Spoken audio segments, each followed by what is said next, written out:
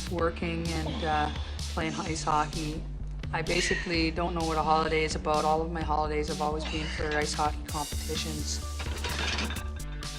What has it meant to me, the game in my life?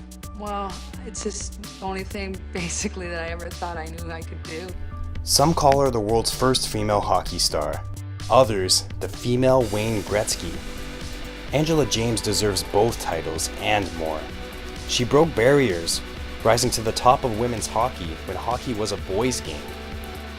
She has 4 World Championship medals, an arena named after her, and a plaque in the Hockey Hall of Fame. But how did a girl become so successful at a time when girls simply didn't play contact sports? James says as a kid she wasn't thinking about breaking stereotypes. She just wanted to play hockey, and that meant playing with boys. I would go down and skate in the outdoor arena, and then the neighborhood kids, we played ball hockey from morning to night, and as we would find ways to make nets and goalie equipment, and for the first few years I was always the goalie, because she's a girl. James was born in the Flemington Park area of Toronto in 1964. James's mother supported her hockey career and fought for her right to play in boys' hockey leagues. She enrolled me in the local boys' house league in Flemington Park, and from that point on, she had to fight for me to play in that league because I was a female. A lot of parents, if you're a little stronger than some of their sons, they didn't really appreciate that back then. James joined the Central Ontario Women's Hockey League in 1980, where she led the league in scoring for 7 straight seasons. But one of her most memorable career moments was in 1990, when the International Ice Hockey Federation sanctioned the first ever Women's World Championships. Canada won gold, and James scored a tournament-leading 11 goals. We just wanted to play hockey. That's all we wanted to do, and so it didn't really matter if we had to wear, a chicken on our head. We were going to do it just so we could play. James hung up her skates in 2000, but it wasn't until 2009 when she was recognized for her contributions to the game. First, she was inducted into the IIHF Hall of Fame, and then the Hockey Hall of Fame came knocking.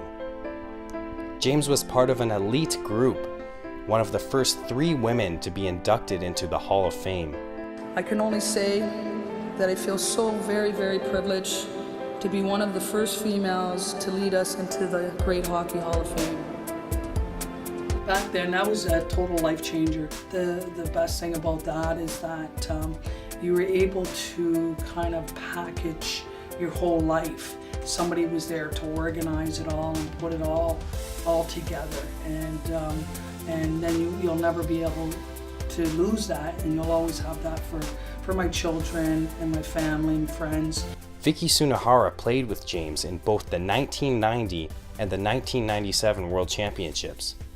She says she knew there was something different about James than other players she had played with. Strong. She just, every time she was on the ice, she made something happen. Yeah, I didn't like playing against her much, but having her on my team was definitely much better. At age 53, James still works with athletes in her role as a recreation coordinator at Seneca College's King campus, a job she's had for 33 years.